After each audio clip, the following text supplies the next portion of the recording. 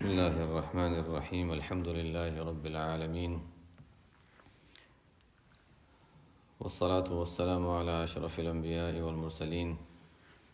سيدنا ونبينا ومولانا محمد وعلى آله وصحبه أجمعين أما بعد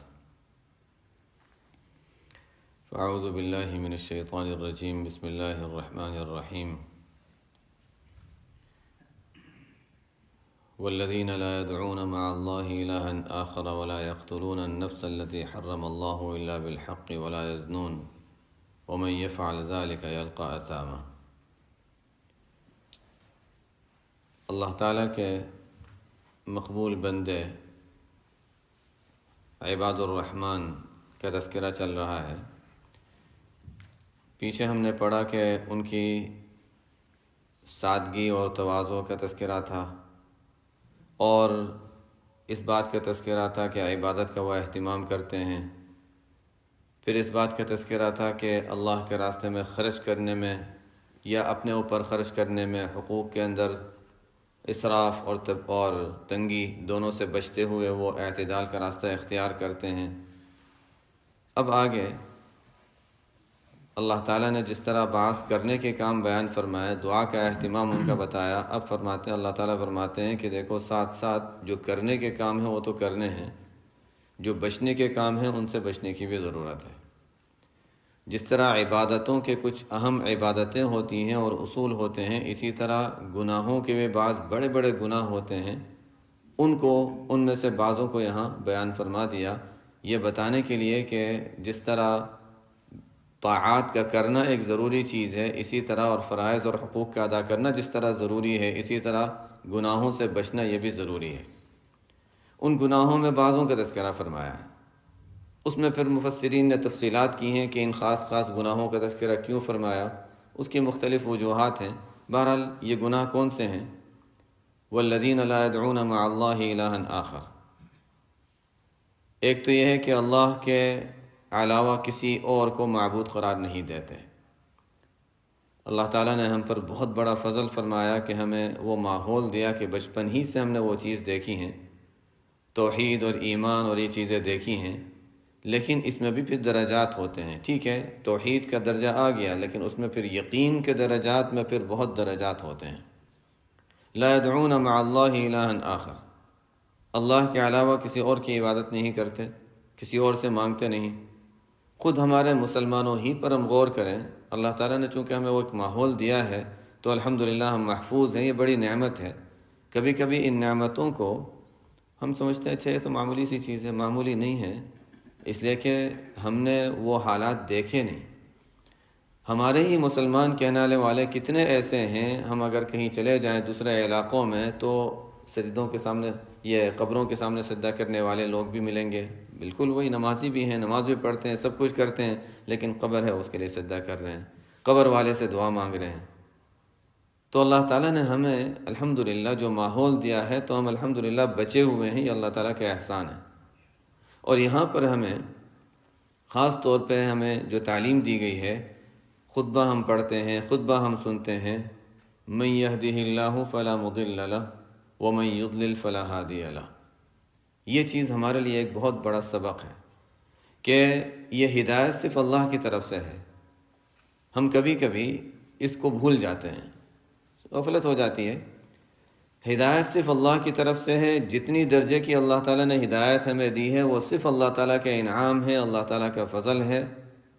جب چاہیں اللہ تعالیٰ اس کو چھین سکتے ہیں، لے سکتے ہیں ہم سے ناقدری کی وجہ سے۔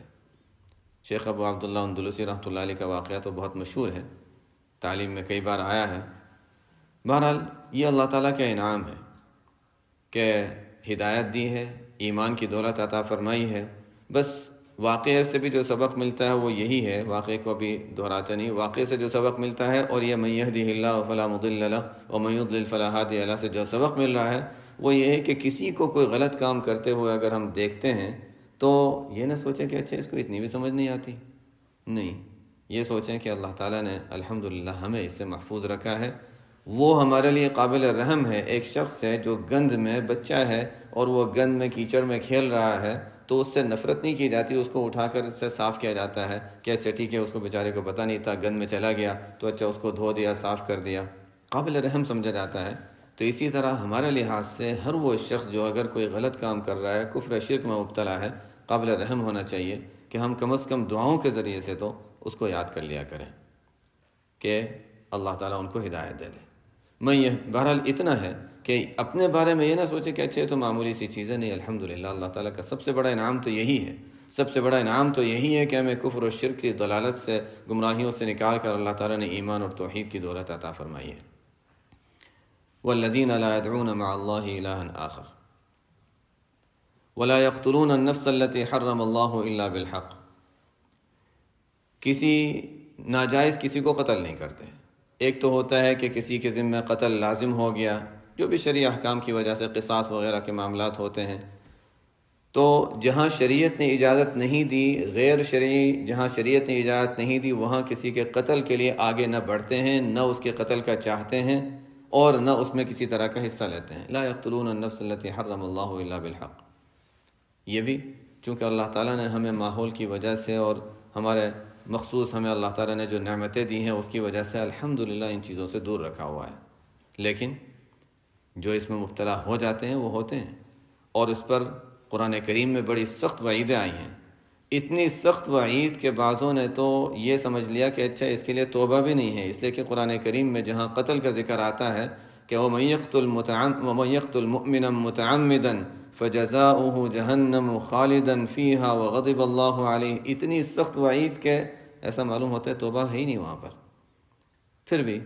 چونکہ ہمارا عقیدہ ہے کہ بڑے سے بڑے گناہ ہو، توبہ بہرحال اللہ تعالیٰ نے رکھی ہے، اور ہمیشہ کے لیے دوزخ اس کے لیے نہیں ہے۔ ٹھیک ہے، حقوق العباد بھی ہوں، اس کے لیے دوزخ ہو، لیکن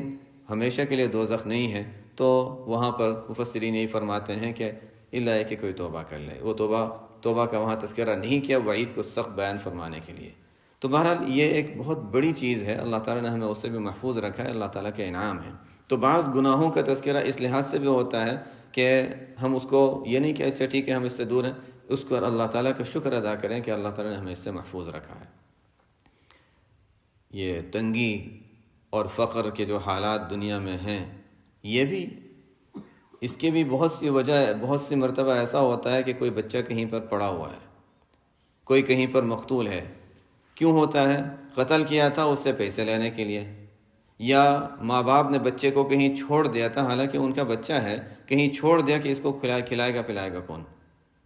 یہ تنگی جو ہے نا، جس کو آپ صلی اللہ علیہ وسلم نے فرمایا کاد الفقر ان یکون کفرا، فقر اور تنگی کبھی کبھی کفر تک پہنچا دیتی ہے انسان کو۔ یہ نہیں کہ کافر بن جاتا ہے، لیکن ایسے انسان اس کی وجہ سے قدم اٹھاتا ہے کہ انسان کفر تک پہنچ سکتا ہے۔ یہ تو اللہ تعالیٰ نے ہمیں بہت زیادہ عافیت میں رکھا ہوا ہے کہ ہمارے لحاظ سے یہ چیزیں بالکل، یعنی بسا اوقات ہم سوچ بھی نہیں سکتے ایسی چیزوں کو جو دنیا میں حالات ہو رہے ہیں، اور وہی تنگی وغیرہ کی وجہ سے مشکلات پیش آتی ہیں۔ تو کبھی کوئی کسی کو قتل کرتا ہے پیسے لینے کے لیے، کبھی کسی کو، جیسے جاہلیت کے دور میں ہوتا تھا کہ بچے پیدا ہوا ہے، اچھا لڑکی ہے، اب یہ کمائے گی تو نہیں، اس کو ہمخواہ کھلانا پڑے گا، چلو ٹھیک ہے زندہ ہی دفن کر دو۔ وَلَا يَقْتُلُونَ النَّفْسَ الَّتِي حَرَّمَ اللَّهُ إِلَّا بِالْحَقِّ۔ یہاں پر اگرچہ بات تو اسی کی چل رہی ہے، لیکن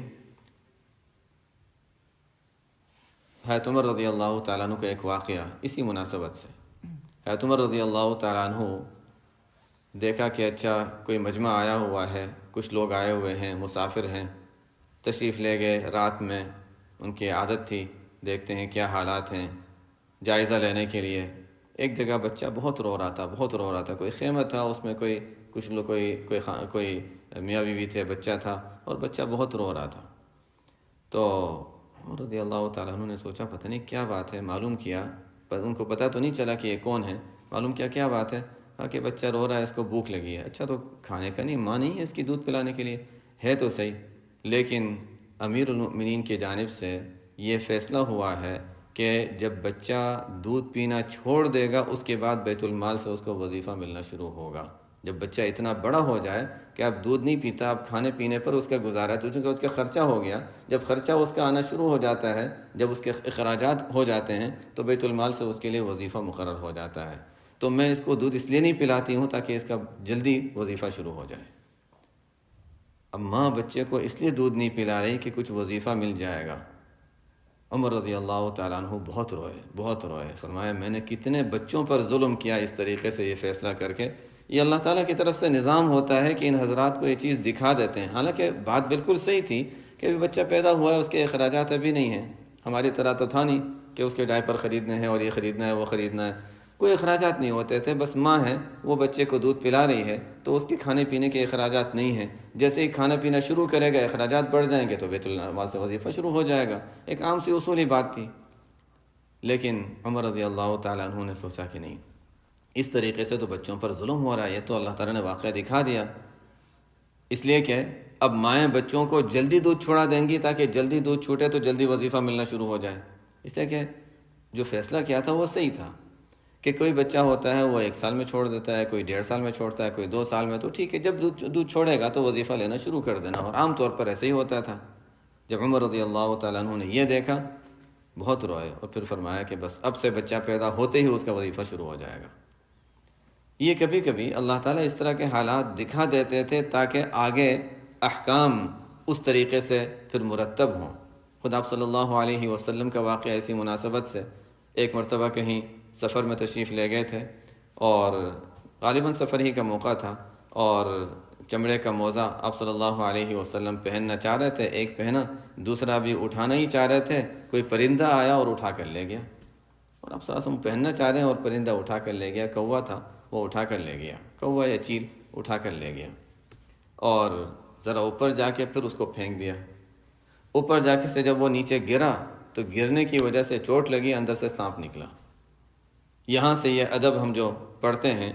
کہ جو ادب ہے کہ انسان جوتے جو بند ہوتے ہیں ان کو جب پہننا ہے تو پہننے سے پہلے اس کو اندر دیکھ لے کچھ ہے تو نہیں، یہاں سے یہ ادب شروع ہوا۔ آپ صلی اللہ علیہ وسلم نے فرمایا کہ دیکھو یہ اگر آپ صلی اللہ علیہ وسلم ویسے ہی وہ موزے پہن لیتے، چمڑے کے موزے وہ جوتے کی طرح بند ہوتے ہیں پورے، تو اگر ویسے ہی پہن لیتے تو وہ سانپ تکلیف پہنچا سکتا تھا۔ اللہ تعالیٰ نے دکھا دیا کہ دیکھو یہ بھی کبھی ہو سکتا ہے، تو ادب یہ بیان فرمایا کہ اچھا نہیں ٹھیک ہے، اب اگر کوئی جوتے پہننا چاہے اس کو ذرا سا جھاڑ لے کہ اندر کوئی کیڑا وغیرہ نہ آ گیا ہو۔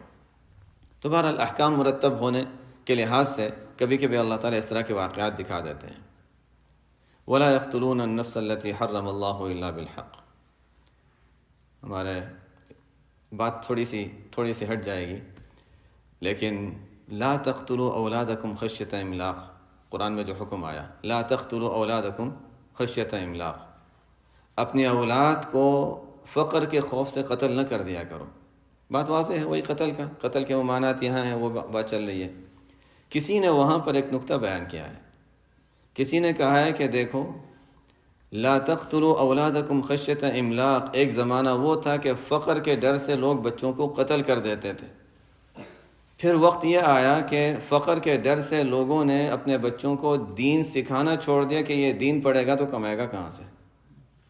مولوی بن جائے گا، حافظ بنے گا تو اس کو کھانے پینے کا کہاں سے انتظام ہوگا، کھائے گا کہاں سے۔ تو کسی نے کہا دیکھو لا تقتلوا اولادکم خشیۃ املاق میں یہ بھی داخل ہے کہ بچوں کو دین نہیں سکھاتے کہ وہ ظاہر ہے وہ تو قتل ہو جاتا ہے تو پھر بھی چلو ٹھیک ہے نجات پا لیتا، بیچارہ پتہ نہیں کہاں جا کر کیا پڑھے گا اور کیا سیکھے گا، دین سکھایا نہیں، اسے کہ دین سکھائیں گے تو دین میں لگ جائے گا تو پھر کمائے گا کہاں سے اور اس کے کھانے پینے کا کیا ہوگا، گزارا کیسے ہوگا، تو اچھا اس کو کوئی اور تعلیم دے دو، دین نہ سکھاؤ۔ دونوں چیزیں ساتھ ہوں الگ بات ہے، لیکن دین سکھانے میں لگ جائے گا تو اچھا اس کا وہ تعلیم کا حرج ہو جائے گا، تو اس کو خالصتاً بالکل اسی تعلیم میں لگا دو تاکہ وہ اچھی ڈگری حاصل کرے، ڈگری تو حاصل کر لے گا لیکن بیچارے کو تباہی کے راستے پر ڈال دیا۔ اکبر الہ آبادی مرحوم کا ایک شعر ہے، بہت مناسب انداز سے کہا ہے، وہ کہتے ہیں کہ یوں قتل سے بچوں کے وہ بدنام نہ ہوتا، افسوس کہ فرعون کو کالج کی نہ سوجی۔ یعنی فرعون نے بچوں کو قتل کروایا اور بدنام ہے، بچوں کو قتل کروایا تھا، کتنے بچے قتل ہوئے، ظالم تھا، یہ تھا وہ تھا، اس کے بجائے اگر وہ کالج بنا دیتا تو اس کا مقصد حاصل ہو جاتا،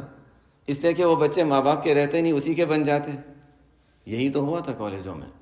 کہ ہندوستان میں جب کالجوں کا سلسلہ شروع ہوا تو وہاں پر پڑھنے والے جو مسلمانوں کے بچے تھے وہ مسلمانوں کے کہلاتے تھے، مسلمانوں کے ذہنیت ان کی وہی بنتی تھی، اس لیے کہ جس ماحول میں بنتے تھے، جس ماحول میں پڑھ رہے تھے، اسی ماحول کے وہی مزاج ان کو سکھایا جاتا تھا۔ تو اسی پر اکبر الہ آبادی مرحوم نے کہا تھا، یوں قتل سے بچوں کے وہ بدنام نہ ہوتا، افسوس کہ فرعون کو کالج کی نہ سوجی۔ بہرحال وہ اس کا مطلب یہ نہیں ہے کہ ہم دنیاوی تعلیم کی کوئی مخالفت کریں، نہیں، مطلب یہ ہے کہ دین اصل،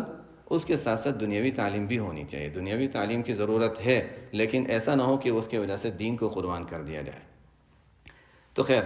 ولا يقتلون النفس التي حرم الله الا بالحق ولا يزنون،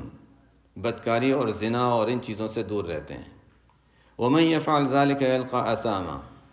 یضاعف له العذاب یوم القیامت ویخلد فیہ مہانا۔ اللہ تعالیٰ فرماتے ہیں کہ جو اس طرح کے گناہوں میں مبتلا ہوگا تو بڑی سزا وہ پائے گا، اور بڑی سزا پانے کے علاوہ یضاعف له العذاب یوم القیامہ، قیامت کے روز عذاب اس کے لیے کئی گنا بڑھا کر دگنا عذاب کیا جائے گا۔ یہ بھی اللہ تعالیٰ کا مسلمانوں پر یہ ایک کرم ہے کہ مسلمان جب کوئی نیک کام کرتا ہے، آپ صلی اللہ علیہ وسلم فرماتے ہیں کہ نیک کام کا ارادہ کرتا ہے تو اس کے لیے ایک نیکی لکھ دی جاتی ہے، اور اگر ارادہ کرنے کے بعد وہ کام کر لیتا ہے تو اس پر ایک نیکی کے 10 گنا تو عام اصول اور قاعدہ ہے، اور اللہ تعالیٰ کبھی اس میں نیکی میں اضافہ کرتے اس کے اخلاص اور حالات اور ضروریات وغیرہ، جیسے حالات اور کس موقع پر کس کی مدد کی، کیا کیا، تو اس کی اخلاص وغیرہ کی بنیاد پر اللہ تعالیٰ وہ 10 گنا سے بڑھاتے اتنا بڑھا دیتے ہیں، 700 ضعف الی اضعاف کثیرہ، 700 گنا زیادہ، اور کبھی تو اس سے بھی بہت زیادہ بڑھا دیتے ہیں۔ یہ تو نیکی کا حال ہے، لیکن جہاں انسان گناہ کرتا ہے تو بس ایک گناہ کا ایک ہی ہے، اس میں پھر ضعف اور بڑھانا نہیں ہوتا، جتنا ہے اتنا ہی ہے، بس اس سے زیادہ نہیں ہوگا، اضافہ نہیں ہوگا۔ یہ اللہ تعالیٰ کا کرم مسلمانوں کے ساتھ ہے۔ یہاں اللہ تعالیٰ فرماتے ہیں کہ لیکن اگر کوئی یہ اس طرح کی حرکتیں کرتا ہے جو کہ غیر مسلموں والی ہے اور مسلمان نہیں ہے وہ، تو اس کے لیے کیا ہے؟ یضاعف له العذاب یوم القیامہ، تو غیر مسلموں کے لیے یضاعف له العذاب، عذاب کا دگنا کرنے کا بھی ذکر ہے، لیکن مسلمانوں کے لیے جتنا ہے اس کا حدیث، وہ تو صحیح حدیثوں سے ثابت ہے کہ مسلمان کے لیے جتنا گناہ اسی کے برابر، والسیئۃ بمثلها، یضاعف له العذاب یوم القیامہ ویخلد فیہ مہانا الا من تاب، چونکہ کافروں کا ذکر تھا، غیر مسلموں کا ذکر تھا، الا من تاب، مگر جو توبہ کر لے، وآمن، ایمان بھی قبول کرے، ایمان بھی شرط ہے، تاب وآمن وعمل عملا صالحا، اور نیک اعمال کے ذریعے سے اب اللہ تعالیٰ کے سامنے یہ ظاہر کر دے کہ یا اللہ، اور یہ بھی عملی طور پر بھی اپنے ثابت کر دے کہ یا اللہ اب میں تائب ہو گیا ہوں، اور صحیح طور پر اعمال صالحہ میں لگ جائے، تاب وآمن وعمل عملا صالحا، تاکید ہے، تو فَأُولَٰئِكَ يُبَدِّلُ اللَّهُ سَيِّئَاتِهِمْ حَسَنَاتٍ، یہ وہ لوگ ہیں کہ اللہ تعالیٰ اب ان کے گناہوں کو بھی نیکیوں سے بدل دیتے ہیں۔ گناہوں کو نیکیوں سے بدلنا، اس کے ایک معنی تو جو بہت سے مفسرین نے بیان فرمایا ہے، بالکل جو ظاہری معنی ہے کہ انہوں نے جو گناہ بھی کیے تھے تو اللہ تعالیٰ اپنے کرم سے ان کو گناہ کے بدلے میں بھی نیکی دے دے گا۔ بعضوں کے ساتھ یہ بھی ہوگا، یہ سب کے لیے قاعدہ کلیہ نہیں ہے، بعضوں کے ساتھ ایسا بھی ہوگا۔ بلکہ ایک حدیث ہے اور روایت صحیح ہے، آپ صلی اللہ علیہ وسلم نے فرمایا، جب اللہ کے بعض بندے، کچھ لوگ صرف اللہ کی رضا کے لیے جمع ہو جاتے ہیں، اجتماعوا، اور ان کا مقصد کیا ہے؟ ما ارادوا الا رضا اللہ، ان کا مقصد صرف اللہ تعالیٰ کی رضا مندی، صرف اللہ کی رضا کے لیے جمع ہوئے ہیں، اللہ تعالیٰ فرماتے ہیں جاؤ میں نے تمہاری برائیوں کو بھی نیکیوں سے بدل دیا، انصرفوا فقد بدلت سیئاتکم حسنات۔ تو اللہ تعالیٰ کا معاملہ تو یہ ایسا ہوتا ہے کہ کبھی کبھی اللہ تعالیٰ اس کی گناہوں کو نیکیوں سے بدل دیتے ہیں۔ بعض بندے قیامت کے روز ایسے آئیں گے کہ اللہ تعالیٰ ان کو قریب بلائیں گے، تم نے فلانا گناہ فلانا وقت کیا تھا، ہاں کیا تھا یا اللہ، فلانا گناہ بھی کیا تھا، ہاں کیا تھا۔ اللہ تعالیٰ کے اس کے درمیان بات چیت ہو رہی ہے، اب وہ ڈر رہا ہے کہ ابھی تو میرے چھوٹے چھوٹے گناہوں کا تذکرہ آیا، بڑے بڑے گناہ بھی ہیں۔ اس وقت اللہ تعالیٰ انسان کو سب کچھ یاد آ جائے گا، تو اللہ تعالیٰ اس کے چھوٹے گناہ کا تذکرہ فرمائیں گے کہ اچھا یہ بھی ہے، یہ بھی ہے، یہ بھی ہے، اور یہ ڈر رہا ہوگا کہ اچھا ابھی تو بڑے گناہ باقی ہیں۔ ابھی گناہوں کی فہرست پوری نہیں ہوگی اور معاملہ رک جائے گا، اللہ تعالیٰ فرمائیں گے بس چلو اس کے ہر گناہ کے بدلے میں اس کو ایک نیکی دے دو۔ تو اللہ تعالیٰ کو یاد دلائے گا کہ یا اللہ میرے بڑے گناہ بھی تو ہیں، وہ آپ بھول گئے، وہ بڑے گناہ کا تذکرہ نہیں آیا ابھی تک۔ تو بعضوں کے ساتھ اللہ تعالیٰ کا ایسا معاملہ ہوگا، یہ کس کے ساتھ ہوگا؟ یہ اللہ تعالیٰ کا معاملہ ہے، یہ اللہ تعالیٰ کا معاملہ ہے۔ عام اصول تو یہ ہے کہ جو گناہ ہے وہ گناہ ہے۔ فَأُولَٰئِكَ يُبَدِّلُ اللَّهُ سَيِّئَاتِهِمْ حَسَنَات کے ایک معنی جو اکثر مفسرین نے بیان فرمائے ہیں وہ یہ ہیں، يُبَدِّلُ اللَّهُ سَيِّئَاتِهِمْ حَسَنَات، کہ اللہ تعالیٰ اس کی نیکیوں، اس کے گناہوں کو اور برائیوں کو نیکیوں سے بدل دیں گے۔ کا مطلب یہ ہے کہ پہلے اس کے نامہ اعمال میں گناہ لکھے ہوتے تھے، اب کیا ہوا، جب وہ توبہ کر کے ایمان لے آیا تو گناہ مٹ گئے، اب وہ نیک اعمال کر رہا ہے، عملا صالحا، تو نامہ اعمال میں نیکیاں لکھی جا رہی ہیں۔ تو یہ ہے یبدل اللہ سیئاتہم حسنات، یعنی اللہ تعالیٰ نے جہاں نامہ اعمال میں پہلے نامہ اعمال میں گناہ لکھے ہوتے تھے، اب نامہ اعمال میں اس کی نیکیاں لکھی ہوئی ہیں۔ یہ مطلب ہے یبدل اللہ سیئاتہم حسنات۔ اور پھر اس کو ہم مزید اسی کی تاکید میں بعضوں نے فرمایا کہ اس سے مراد توفیق ہے اللہ کی طرف سے، کہ پہلے وہ گناہوں میں آگے بڑھتا رہتا تھا، اب اللہ تعالیٰ نے نیکیوں کی اس کو توفیق دے دی ہے، یبدل اللہ سیئاتہم حسنات۔ بہرحال معنی جو بھی ہوں، حاصل یہ ہے کہ جب انسان توبہ کر لیتا ہے، اللہ تعالیٰ کے سامنے مانگتا ہے، تو اللہ تعالیٰ اس کے گناہوں کو بھی مٹا دیتے ہیں، نیکیوں کی توفیق دے دیتے ہیں۔ نامہ اعمال میں جہاں گناہ لکھے جاتے تھے اب نیکیاں لکھی جاتی ہیں، یبدل اللہ سیئاتہم حسنات۔ اور پھر بھی کوئی قصور ہو جاتے ہیں اور رہ گئے تو اللہ تعالیٰ کی شان سے بعید نہیں ہے کہ اللہ تعالیٰ ان کو بھی قیامت کے روز ان گناہوں کو بھی نیکیوں سے بدل دیں، کہ اچھا ہر گناہ کے بدلے میں ایک نیکی دے دو۔ یہ کن کے ساتھ یہ معاملہ ہوگا؟ یہ اللہ تعالیٰ کا معاملہ ہے۔ لیکن اس اخیری کی بنیاد پر کہ اچھا گناہ کے بدلے میں نیکیاں ملیں گی، اس پر انسان بھروسہ کر کے بیٹھ نہیں سکتا۔ عام اصول یہ نہیں ہے، یہ تو اللہ تعالیٰ کے کرم کا معاملہ ہے۔ حضرت وحشی رضی اللہ تعالی عنہ، فتح مکہ کا موقع ہے۔ حضرت وحشی رضی اللہ تعالیٰ عنہ تو سب کے ذہن میں ہوگا، یہ وہ ہیں جنہوں نے حمزہ رضی اللہ تعالیٰ عنہ کو شہید کیا تھا۔ ان کو آزاد ہونا تھا، آزاد ہونے کے لیے انہوں نے حضرت حمزہ رضی اللہ تعالیٰ عنہ کو شہید کیا تھا۔ اور پھر حضرت ہندہ جو بعد میں صحابیہ بنی، ابو سفیان کی بیوی رضی اللہ عنہ، انہوں نے پھر حضرت حمزہ رضی اللہ تعالیٰ عنہ کے جسم کو کاٹا، کلیجہ نکالا اور اس کو چبایا تھا۔ اور حضور صلی اللہ علیہ وسلم کو اس واقعے سے بہت زیادہ تکلیف ہوئی تھی، بہت زیادہ تکلیف ہوئی تھی۔ ظاہر ہے ایک طبیعی چیز ہے۔ بہرحال حضرت وحشی رضی اللہ تعالیٰ عنہ کے دل میں ایمان آ گیا، فتح مکہ کا موقع ہے، دیکھا کہ سب اسلام میں داخل ہو رہے ہیں، میں کیوں محروم رہوں، میں بھی آگے بڑھتا ہوں۔ آپ صلی اللہ علیہ وسلم کی خدمت میں حاضر ہوئے۔ اس وقت واقعات میں تو ایسے ہی آتا ہے کہ اس وقت وہ اسلام میں داخل ہو گئے تھے، لیکن بعضوں نے اس کی تفصیل بیان فرمائی کہ ان کو اسلام میں داخل ہونا تھا فتح مکہ سے پہلے ہی۔ آپ صلی اللہ علیہ وسلم کے سامنے تذکرہ فرمایا کہ یا رسول اللہ، یعنی کسی کے ذریعے سے پیغام بھیجا کہ میں اسلام میں داخل ہونا تو چاہتا ہوں، لیکن میں نے تو بڑے بڑے گناہ کیے ہیں، یہ گناہ جن کا یہاں ذکر آیا ہے سب گناہ میں نے کیے ہیں، شرک بھی کیا ہے، قتل بھی کیا ہے، بدکاری بھی کی ہے، ہر طرح کے گناہ کیے ہیں، توبہ ہے میرے لیے۔ آیتیں نازل ہوئیں، یہی والی آیت، الا من تاب وآمن وعمل عملا صالحا فاولئک یبدل اللہ سیئاتہم حسنات وکان اللہ غفورا رحیما۔ اللہ تعالیٰ تو بخشنے والا، رحم کرنے والا، اللہ کی شان ہی ایسی ہے۔ تو وحشی رضی اللہ تعالیٰ عنہ ابھی تک ان کو اطمینان نہیں ہوا، فرماتے ہیں کہ اس میں تو بڑی شرطیں ہیں، تابہ و آمنا و عمل عملا صالحا، نیک اعمال کرتا رہا، میں پتہ نہیں کتنا کر سکوں نہ کر سکوں، پتہ نہیں ہوگا نہیں ہوگا، میں اسلام میں داخل بھی ہوں پھر مغفرت بھی نہ ہو، نہیں یہ نہیں ہو سکتا، میں ابھی نہیں اسلام میں نہیں داخل ہوتا۔ دل میں ہے ایمان لیکن ابھی وہ اس کا وقت نہیں آیا۔ ایک عرصے کے بعد آیت نازل ہوئی، ان اللہ لا یغفر ان یشرک بہ ویغفر ما دون ذلک لمن یشاء۔ اب تو اور زیادہ سہولت مل گئی، ان اللہ لا یغفر ان یشرک بہ،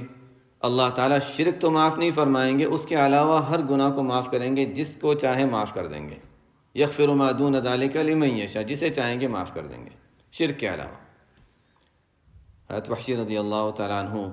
کو قاصد کے ذریعے سے یہ اطلاع دی گئی کہ یہ آیتیں نازل ہوئی ہیں۔ روایت ضعیف ہے لیکن واقعے کی حد تک درست ہے۔ تو حضرت وحشی رضی اللہ تعالیٰ عنہ نے اس وقت بھی یہی کہا کہ اس میں تو یہ ہے کہ لمن یشاء، جس کو اللہ چاہے گا معاف کرے گا، نہیں چاہے گا تو معاف نہیں کرے گا۔ اللہ تعالیٰ کی طرف سے پکا وعدہ نہیں آیا ابھی تک بھی، ابھی بھی کلمہ نہیں پڑھا۔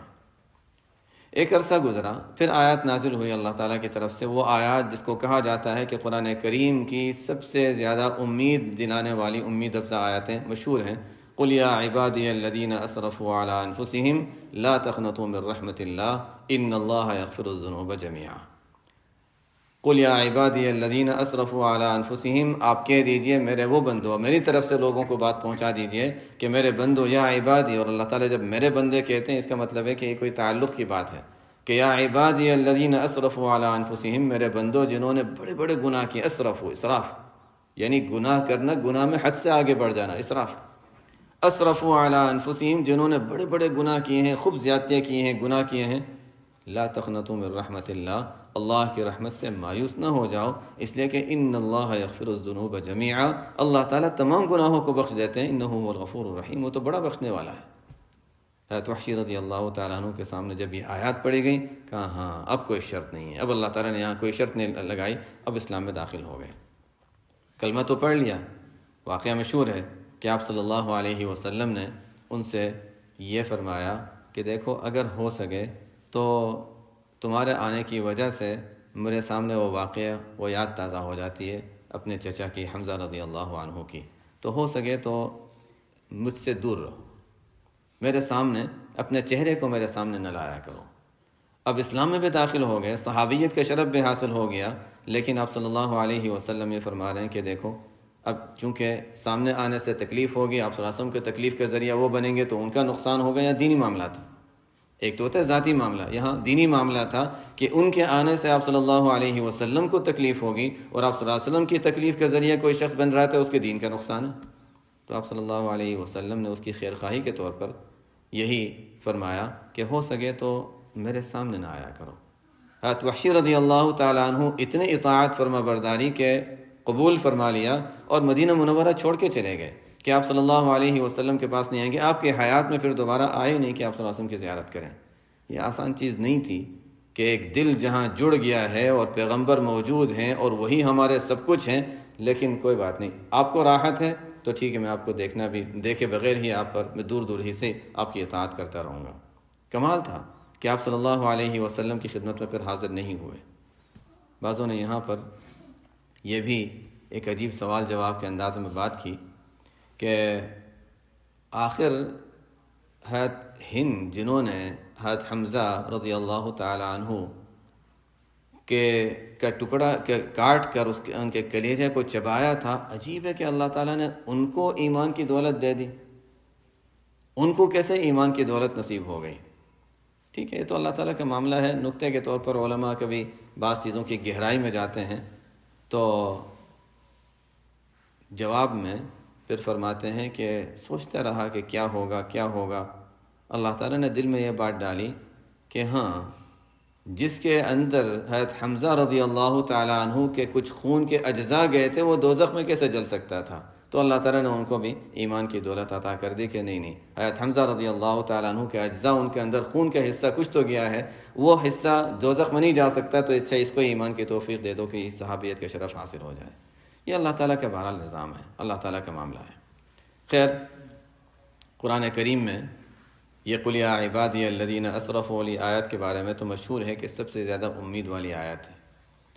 ابن عمر رضی اللہ تعالیٰ عنہما فرمایا کرتے تھے کہ اس سے زیادہ امید والی آیت بھی قرآن کریم میں ہے۔ وہ کیا ہے؟ وَإِنَّ رَبَّكَ لَذُو مَغْفِرَةٍ لِلنَّاسِ عَلَىٰ ظُلْمِهِمْ وَإِنَّ رَبَّكَ لَذُو مَغْفِرَةٍ لِلنَّاسِ عَلَىٰ ظُلْمِهِمْ، عَلَىٰ ظُلْمِهِمْ کے لفظ سے پتہ چلتا ہے کہ اچھا یہ اور زیادہ امید والی، اس لیے کہ اللہ تعالیٰ فرماتے ہیں کہ اللہ تعالیٰ بندوں کے گناہوں کو بخشتے رہتے ہیں ان کے ظلم اور گناہوں کے کرنے کے باوجود۔ عَلَىٰ ظُلْمِهِمْ، وہاں پر تو کیا تھا؟ لا تقنطوا من رحمت اللہ، مایوس نہ ہو جاؤ، توبہ کر لو، یعنی اللہ تعالیٰ معاف فرما دیتے ہیں۔ یہاں پر تو عَلَىٰ ظُلْمِهِمْ، ساتھ ساتھ گناہ بھی کر رہے ہیں تب بھی اللہ تعالیٰ کی معافی کا اعلان ہے کہ وَإِنَّ رَبَّكَ لَذُو مَغْفِرَةٍ لِلنَّاسِ عَلَىٰ ظُلْمِهِمْ۔ حضرت علی رضی اللہ تعالیٰ عنہ سے منقول ہے، فرماتے ہیں کہ ہمارے نزدیک ہم اہل بیت اور ہم لوگ یہ سمجھتے ہیں کہ قرآن کریم کی سب سے زیادہ امید والی آیت تو وہ ہے جو سورہ والضحیٰ میں ہے، وَلَسَوْفَ يُعْطِيكَ رَبُّكَ فَتَرْضَىٰ وَلَسَوْفَ يُعْطِيكَ رَبُّكَ فَتَرْضَىٰ، آپ کا رب آپ کو اتنا دے گا کہ آپ راضی ہو جائیں گے۔ اس پر آپ صلی اللہ علیہ وسلم نے کیا فرمایا تھا؟ اذن لا ارضى وواحد من امتی فی النار، تب تو میں اس وقت تک راضی نہیں ہوں گا جب تک میرا ایک بھی امتی دوزخ میں ہوگا۔ یہ بھی امید والی آیت ہے۔ بہرحال ہر آیت کا اپنا اپنا ہر ایک کا اپنا ذوق ہے کہ ہر ایک میں امید کے پہلو ہمیں نظر آتے ہیں۔ اللہ تعالیٰ تو بہرحال ہمیں یہ بتا رہے ہیں کہ دیکھو آگے بڑھو، آگے بڑھو اور نا امید نہ ہو جاؤ، کوشش کرتے رہو اور آگے بڑھتے رہو۔ بہرحال الا من تاب وآمن وعمل عملا صالحا فاولئک یبدل اللہ سیئاتہم حسنات وکان اللہ غفورا رحیما۔ چونکہ یہ غیر مسلموں کا ذکر تھا، توبہ کرے، ایمان لائے، گناہوں کے بعد توبہ کا ذکر ہے۔ عام لوگوں کے لیے اس لیے کہ پیچھے تو تذکرہ چل رہا تھا کہ وہ عباد الرحمن، تو جنہوں نے یہ گناہ نہیں کیے، جرم نہیں کیے اور پہلے سے ایمان میں ہیں اور ان گناہوں سے محفوظ ہیں، تو اللہ تعالیٰ فرماتے ہیں وَمَن تَابَ وَعَمِلَ صَالِحًا فَإِنَّهُ يَتُوبُ إِلَى اللَّهِ مَتَابًا، کہ اللہ کے نیک بندوں سے ان کے علاوہ کبھی کوئی گناہ ہو جاتا ہے، اللہ تعالیٰ نے کفر و شرک سے محفوظ رکھا، قتل سے محفوظ رکھا، بدکاری سے محفوظ رکھا، بڑے بڑے گناہوں سے بچا کر رکھا، لیکن کوئی گناہ ہو گیا، کوئی غلطی ہو گئی، کوئی بات اللہ کی شان کے خلاف کہہ دی، کوئی ایسی چیز کر لی جو مناسب نہیں تھی، تو اللہ تعالیٰ فرماتے ہیں وَمَن تَابَ وَعَمِلَ صَالِحًا، ہر شخص، مسلمان ہو غیر مسلم، ہر شخص وَمَن تَابَ وَعَمِلَ صَالِحًا، جو بھی توبہ کرے اور نیک اعمال کرتا رہے، دونوں چیزیں ساتھ ساتھ لگا دی، صرف توبہ نہیں۔ آپ صلی اللہ علیہ وسلم کے ارشاد ہے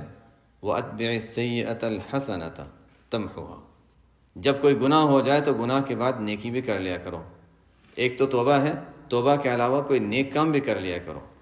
آپ صلی اللہ علیہ وسلم نے فرمایا بعضوں کو پہلے زمانے میں ایک چونکہ عادت ہوا کرتی تھی، یہ جوا وغیرہ یہ چیزیں تو عام ہوا کرتی تھیں، کبھی ایسے زبان سے اچھے چلو جیسے بچوں میں ہوتا ہے کوئی گیم کھیلنے کی عادت ہے اور اب چھوڑ دیا ہے، کبھی کسی کو کہہ دے چلو گیم کھیل لیتے، اچھا نہیں میں بھول گیا میں نے چھوڑ دیا ہے۔ تو پہلے زمانے میں چونکہ اس طرح کی بعض چیزیں تھیں جو جاہلیت میں بعض یہ چیزیں رائج تھیں، تو آپ صلی اللہ علیہ وسلم نے فرمایا وَمَن قَالَ لِصَاحِبِهِ تَعَالَ أُقَامِرْكَ فَلْيَتَصَدَّقْ، مشہور حدیث ہے۔ اگر کبھی اپنے کسی ساتھی سے یہ کہہ دے چلو جوا کھیلتے ہیں، پھر یاد آئے اچھا نہیں وہ تو منع ہو چکا ہے، اب نہیں کھیلنا ہے، صرف یہ کہہ دیا زبان سے، کیا نہیں عمل، صرف یہ کہہ دیا تعالی أُقَامِرْكَ چلو آ جاؤ ہم ذرا جوا کھیل لیں، فَلْيَتَصَدَّقْ، زبان سے یہ جملہ نکلا کیوں؟ تھوڑا سا صدقہ دے دو تاکہ آئندہ ایسی بات بھی زبان سے نہ نکلے۔ وَأَتْبِعِ السَّيِّئَةَ الْحَسَنَةَ تَمْحُوهَا، صرف توبہ نہیں، توبہ کے ساتھ انسان کچھ نیک اعمال بھی کر لے تاکہ اس توبہ پر پختگی آ جائے۔ اب شیطان آئندہ، حضرت معاویہ رضی اللہ عنہ کا واقعہ مشہور ہے، حضرت معاویہ رضی اللہ تعالیٰ عنہ کا واقعہ کہ ایک مرتبہ بہت پابند، ظاہر ہے حضرات تو تہجد وغیرہ ایسی چیزوں کے ایسے پابند ہوا کرتے تھے، تہجد کے لیے آنکھ نہیں کھلی اور صبح آنکھ کھلی، پورا دن اتنا زیادہ گڑ گڑانے میں اللہ تعالیٰ کے سامنے توبہ کرنے میں وقت گزارا، دوسرے دن رات میں خود ہی آنکھ کھل گئی، کوئی آ کے اٹھا رہا ہے، کون؟ شیطان تھا، اٹھانے کے لیے آ گیا، شیطان اور تہجد کے لیے اٹھا رہا ہے، اس لیے کہ گزشتہ کل وہ توبہ جو توبہ کی تھی نا وہ تہجد سے بہت بڑھ کر تھی، آپ کے لیے تو تہجد پڑھ لینے بہتر ہے۔ یہ واقعات ہیں۔ بہرحال اس سے ہمارے لیے یہ ہے کہ یعنی کبھی کبھی انسان جس کو کہتے ہیں نا کہ انسان کبھی گناہ کر کے اتنا آگے بڑھ جاتا ہے جو نیکی کر کے نہیں بڑھ سکتا ہے، اس لیے کہ گناہ کے ذریعے سے انسان کو اپنی غلطی کا احساس ہوتا ہے کہ میں بھی کوتاہی کرتا ہوں۔ ہاں، یہ اللہ تعالیٰ کی توفیق سے ہوتا ہے کہ گناہ کر کے گناہ کا احساس دل میں آ جائے۔ جیسے اولیاء اللہ کا حال یہ ہوتا ہے کہ نیکی کر کے احساس یہ ہوتا ہے کہ ہماری عبادت کتنی کیسی ہے جو گناہ ہے۔ استغفارنا یحتاج الی استغفار کثیر، ان حضرات کی تو یہ شان ہوتی ہے کہ ہمارا تو استغفار ہی بہت سے استغفار کا محتاج ہے، لیکن ہم لوگوں کی عام حالت یہ ہوتی ہے کہ جب نیکی کرتے رہتے ہیں تو اس پر ٹھیک ہے، جیسے آتا ہے کہ کوئی نیک کام کر کے اذا سرت کا حسنۃ، نیک کام پہ خوش ہونا، یہ بھی اللہ تعالیٰ کی طرف سے ہے، لیکن اس میں اپنی کوتاہی کا احساس بھی ہوتا رہے، اپنی کمی اور کوتاہی کا احساس بھی ہوتا رہے، یہ بھی ضروری ہے۔ جب نہیں ہوتا تو پھر کوئی غلطی انسان سے ایسی ہو جاتی ہے کہ تاکہ اپنی غلطی اور اپنی کوتاہی کا احساس دل میں آ جائے، یہ جب ٹوٹتا ہے دل تو اس کے بعد انسان اللہ تعالیٰ کی طرف زیادہ رجوع کرتا ہے۔ اللہ والوں کا حال یہ ہوتا تھا کہ عبادت میں ہی ان کا دل اتنا ٹوٹتا تھا کہ یا اللہ میں سجدے میں ہوں لیکن میرا سجدہ ہی کہاں اس قابل ہے کہ تیرے سامنے پیش ہو سکے، تو اسی میں وہ ٹوٹ جاتے تھے اور توبہ استغفار میں لگ جاتے تھے۔ ہم لوگوں کو کبھی کبھی یہی ہے کہ کوئی گناہ ہو گیا، کوئی غلطی ہو گئی تو انسان کو یہ ہوتا ہے نہیں دیکھو یہ تو بہت بڑا گناہ ہو گیا، اب ہم توبہ استغفار کریں گے. یا کوئی عمل شروع کیا تھا اور پابندی سے کر رہے تھے، نہیں ہو سکا، تو اب انسان کو یہ ہوتا ہے نہیں میرے کسی گناہ کی نحوست کی وجہ سے یہ عمل مجھ سے چھڑایا گیا ہے، اب توبہ استغفار کر کے انسان اس کی تلافی کرتا ہے. تو توبہ استغفار اللہ تعالیٰ کی اس کی بڑی قیمت ہے. احادیث وغیرہ میں اس کی بہت زیادہ تاکید اور فضیلت بیان کی گئی ہے، اس لیے قرآن میں بھی بار بار اس کا ذکر ہے. لیکن توبہ کے ساتھ عمل صالح کی قید لگا دی، تابہ وعمل صالحا، جو توبہ کرتا ہے اور عمل صالحہ اختیار کرتا ہے فإنہ یتوب الی اللہ متابا، تو اس کو کہا جائے گا کہ اس صحیح طور پر توبہ کر رہا ہے. صرف توبہ کر لیا، زبان سے توبہ کر لی اور پھر وہی کر رہے ہیں جیسے کر رہے تھے، وہی زندگی جیسی تھی، نہیں. تاب وعمل صالحا فإنہ یتوب الی اللہ متابا. توبہ کی قبولیت کے لحاظ سے یہ بھی انسان دیکھے کہ زندگی میں کوئی تبدیلی آئی یا نہیں،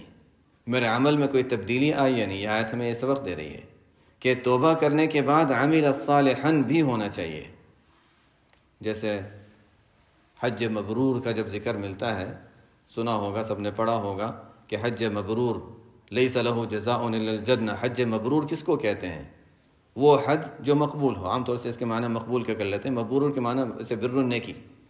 تو وہ حج جو اللہ کے یہاں مقبول ہوتی ہے تو اس کی تو جزا جنت کے سوا کوئی نہیں. سوال یہ ہے کہ ہمیں کیسے پتہ چلے کہ حج اس کی حج مبرور ہوئی ہے؟ دو بنیادی چیزیں علماء نے اس کی نشانی کے لحاظ سے دو باتیں بتائیں. علامت نمبر 1، اس حج میں اس نے پوری کوشش کی کہ کوئی غلط کام، جنایت کا یا خلاف شرع کوئی کام نہیں کرے گا. جو احکام احرام کے تھے یا جو احکام عام شریعت کے تھے ان کی پابندی کی پوری کوشش کی، تو یہ ظاہر کے لحاظ سے ایک کام اس نے کر لیا. دوسرا کہ حج کرنے کے بعد اس کی زندگی میں تبدیلی نظر آ گئی. اس کے پہلے اگر گناہوں کی عادت تھی وہ گناہ چھوٹ گیا، نیکیوں میں کمی تھی اضافہ ہو گیا. اب اس کا لیکن بعض اللہ کے بندے جو ہوتے ہیں جو پہلے سے ہی اتنے نیک ہوں کہ ان میں نہ گناہ کی عادت ہے نہ اطاعت میں اضافے کی ان کے کہیں گنجائش ہے، تو ان کا اخلاص میں قوت، اعمال میں اور زیادہ روحانیت اور قوت دیکھنے والوں کو چاہے نظر نہیں آئے گا، لیکن بہرحال وہ اضافہ ہو جاتا ہے. حج مبرور کی علامتوں میں اس کو بیان کیا جاتا ہے. توبہ کی بھی علامتوں میں یہی چیز ہے کہ توبہ کے مقبول ہونے کی علامت کیا ہے کہ اب انسان گناہوں سے دور ہو جائے. گناہ کو چھوڑ دینا وہ تو پہلا درجہ تھا، اب اس کے بعد گناہوں سے دور ہو جائے اور اب اس گناہ کی طرف اب اس کی طرف توجہ نہیں کرتا، بلکہ یہ کہ اب طاعات کی رغبت دل میں آ گئی، اب طاعات کے ساتھ لگ گیا اور گناہوں والی زندگی کو چھوڑ دیا. یہ ہے تابہ وعمل صالحا. توبہ کے ساتھ عمل صالحا. تو توبہ اور عمل صالح یہ چیزیں اگر ساتھ مل گئی تو پھر اس کو کہا جائے گا کہ یہ سچی اور پکی توبہ ہے، اور جس کو توبہ نصوح کہا جاتا ہے. میرا خیال تھا کہ آج ہم پورا کر لیں گے، لیکن انشاءاللہ کل باقی پورا کر لیں گے. سبحانک اللہم و بحمدک، اشہد ان لا الہ الا انت، استغفرک و اتوب الیک.